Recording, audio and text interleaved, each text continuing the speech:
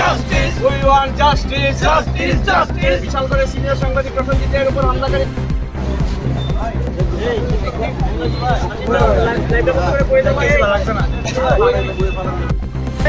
তারই প্রতিবাদে কিন্তু এই মুহূর্তে সাংবাদিকরা সমবেত হয়েছে এবং সেখানে সাংবাদিকের উপর হামলাকারীদের অবিলম্বে গ্রেফতার করতে হবে, করতে হবে, করতে হবে। সাংবাদিকের উপর হামলাকারীদের অবিলম্বে গ্রেফতার করতে হবে।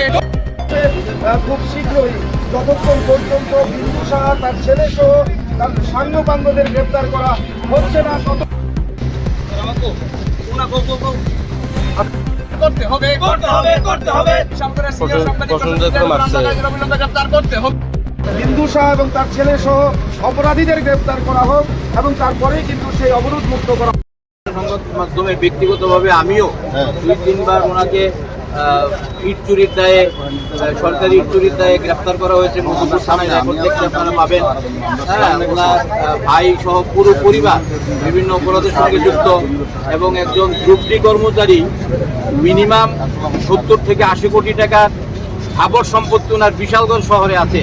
আমি তথ্যভিত্তিক বিভিন্ন সময় সংবাদও করেছি, জানি না ওইসব সংবাদের পরিপ্রেক্ষিতে কিনা আজকে পরিকল্পিতভাবে উনি তো ছিলেনই সঙ্গে বিশালগড়ের কিছু দাগি নেশা সামগ্রীর বিভিন্ন গাড়ি, বিন্দু সার বেশ কয়েকটি নামি বেনামি গাড়ি আছে এবং এই গাড়িগুলো দিয়ে আজকে উনি একটি গাড়ি, এই বিষয়টা নিয়ে মূলত সম্ভবত আজকে একটি গাড়ি যেগুলোতে গাঁজা সহ বিভিন্ন সামগ্রী পাচার করে বুলেরো যাত্রীবাহী গাড়ি, এই গাড়িটাকে আজকে সাফাই করার জন্য উনি বাইপাসে একটি ধোয়া গাড়ি পরিষ্কার করার একটা দোকান আছে ওখানে গেছিলেন। তো ওই এলাকায় আমাকে দেখেছেন এবং পরবর্তী সময়ে আমাকে আবার ওই গাড়ি যেটাতে পরিষ্কার করে সেই দোকানেও দেখেছেন। এবার সন্দেহ করতে পারেন যে ওনার এই নেশা সামগ্রী পরিষ্কার করার গাড়ি এগুলোর সম্পর্কে আমি সংবাদ সংগ্রহ করতে পারি আমাকে একটা থ্রেট করার জন্য। তো যে কোনো কারণেই হোক আমি জানি না আজকে তারা কীভাবে কেন এবং পরিকল্পিতভাবে যারা আক্রমণ করেছে বিন্দু সাহার ছেলে তো ছিলই, সঙ্গে বিশালগড়ে নিশি কুটুম্ব বেশি রাত্রিতে যারা গাড়ি নিয়ে দাপাদাপি করে অন্ধকার গলিতে, আমরা যারা বিভিন্ন সময় আমি ব্যক্তিগতভাবে ক্রাইম রিপোর্টার হিসেবেই পরিচিত, তো সেই সুবাদে আমি বেশ কয়েকটা 2-1জনকে দেখেছি যারা বেশি মারমুখী ছিল, ওরা নেশার গাড়ি চালায় এবং আমি এই মুহূর্তে নামগুলো বলছি না, আমরা পুলিশের কাছে এফআইআর সেই নামগুলো দেবো।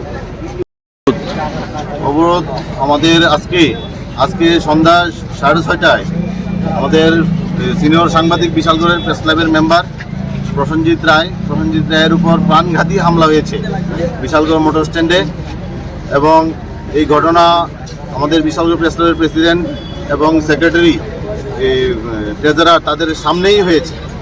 ওরা এতটাই বেপরোয়া ছিল, মানে আমাদেরকেও মারার চেষ্টা করেছে। আমরা কোনো ক্রমে প্রসেনজিৎ রায়কে রক্ষা করে আমরা থানায় নিয়ে এসেছি। আমরা প্রথমে হসপিটাল গিয়েছি, ওনার চিকিৎসা হয়েছে সেখানে, এবং আমরা থানায় এসেছি। অপরাধীদের গ্রেপ্তারের দাবিতে বিশালগড় মহকুমার সকল সাংবাদিকরা এখন রাস্তা অবরোধ করছেন।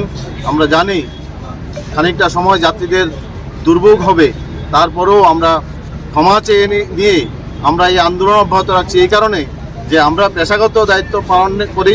আমাদের এই এলাকার যে দুর্বৃত্ত বাহিনী, এই দুর্বৃত্ত বাহিনী দ্বারা আর কত আক্রান্ত হবে এই এলাকার সাংবাদিকরা বারবার আক্রমণের শিকার হয়েছে। এই ক্ষেত্রে আমরা আমাদের সুরক্ষা এবং নিরাপত্তার স্বার্থে এবং অবিলম্বে দোষীদের গ্রেপ্তারের দাবিতে আমরা আজকে এই অবরোধে আমরা সামিল হই। অপরাধীরা কারা? অপরাধীরা এখানকার বিশালগড়ের বিন্দু সাহা এবং তার ছেলে, তার সাগরেদরা, দাগি নেশা কারবারি এবং সমাজ বিরোধীরা অপরাধের সঙ্গে যুক্ত, তারা এই কাণ্ড ঘটিয়েছে। বিশাল সাহা বলতে তো এখানে একজন কন্ট্যাক্ট চলবে জাতীয় সড়ক অবরোধ চলবে। We want justice.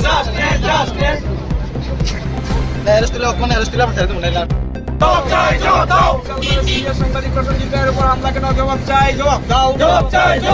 হামলাকারীদের অবিলম্বে গ্রেফতার করতে হবে। We want justice.